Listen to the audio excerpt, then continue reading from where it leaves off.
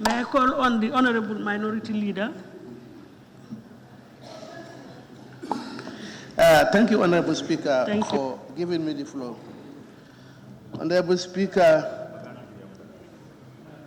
let me thank my colleague for their quick intervention and sensitization they have made in our various constituencies. And let me also thank the ministers who are present here. Honorable Speaker,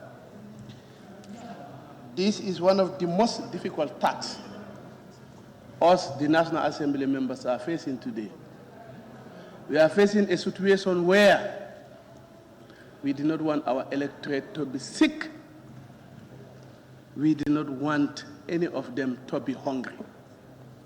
Making a decision on these two critical issues is very difficult. It's really difficult. Honorable Speaker, we are here to debate on the motion for an extension of the state of emergency to 90 days. The proposal on the motion was 90 days, but the committee have met yesterday and they agree on a number of days for 45. Honorable Speaker, the 90 days to me is not the problem. What is the problem is the regulation that will be put in place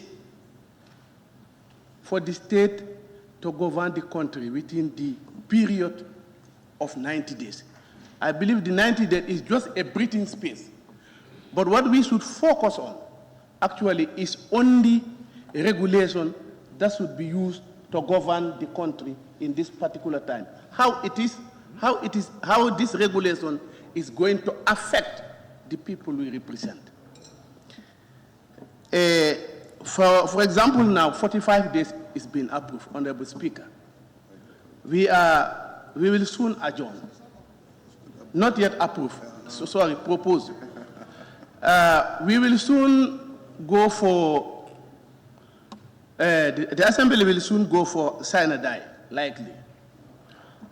And then we are dealing with an emergency situation. Nobody knows what is happening, what is coming. So in case now the 45 days elapse, I know still now we can reconvene. But my concern here, the country now is in a very critical situation because calling for another extraordinary session always comes with some financial implication, which this assembly must calculate. Within 45 days, may God forbid, I pray before 45 days, we just hear coronavirus is gone. But what about if that is not the case? What will be the position of the assembly to calling back another extraordinary session to approve another 45 days? That will definitely call another financial implication with the situation we are. I think we need to look at these two things, we compare it, then we make a decision. Honorable Speaker, on the regulation that I was saying is what is important, what the Parliament should focus on. The member for Basse just mentioned a bit about it, about the issue of essential commodity and non-essential commodity. I believe they should look at this regulation because if you go to the market, you have people who are selling essential commodities, the other one non-essential. But it's like I am selling non-essential commodity. If I sell this essential commodity, then I will go and buy essential commodity. So I think they should be looked at in tandem. I think what is important is what the recommendation the committee have done. Let it be given a time frame to open the market and a time frame to close the market. I think that one will be very important. Because you have to sell your non-essential commodity. You go and buy the essential commodity, which is food and other stuff. So if you close the non-essential commodity, you are again depriving the person who is selling the essential commodities, because there will be no business. And I made an observation. We are trying to restrict a lot of movement because the disease itself is carried by the people who are going in and out. Now, we have this restriction in place. This is an observation.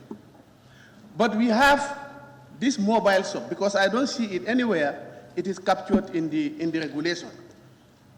These people who go with these wheelbarrows, they load them with commodities, going in and out in every compound. Or these people you call becek. They enter more than 300 or 400 compounds a day, and they are going in and out. There is no regulation made for those people, and now if people are at home, they are going in and out. Even there are those buckets and others, it can be contaminated. And this is happening almost everywhere in the country. If you go to the provinces now, they have this donkey cart. They have a shop, a mobile shop. They are going in and out. And if you are within the combo here, you stay at home every day, you see these people of Becek going inside the compound and going out. So I think that one also needs to be looked at. Honorable Speaker, the member for Tumana, during his intervention, made a very important point. I don't think now it is the government. We live together. The issue of the landlord and their tenant.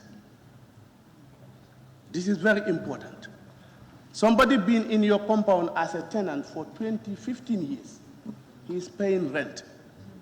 If such a situation should fall, I think you dare not to wait anybody to tell you to reduce that tenant or to give that individual a tenant for the period of emergency. Yeah, I know. Maybe that's where they survive. But maybe you have so many tenants in this country who have series of lands that tenants are living. Since maybe the idea they could not come to the idea. I think government can come out and talk to them, because this is a collective responsibility. Every Gambian must be in a position definitely to fight this COVID-19.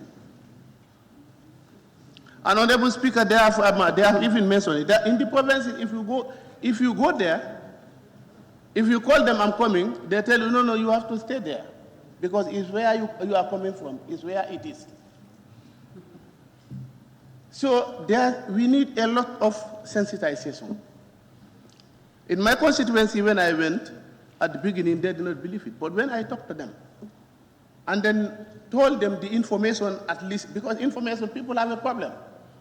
I tell them, every stranger that you see before you welcome him, take him to the health center. Not long ago, we see these people from Niger who are selling this boro, who are selling this. We see a group of them coming. But the community have to intervene and park them somewhere else. Yes, park them somewhere else and then escort them to the health center. So the information is very key, especially in the provinces where people are a little bit skeptic whether it is true or not.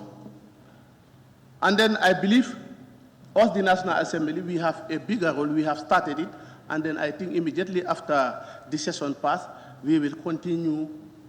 We go back to our constituency so that we can sensitize our people the way they need to receive the information.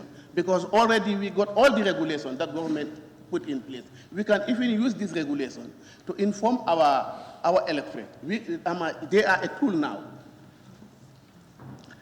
Honorable Speaker, I think this was what I have to intervene, so I thank you very much.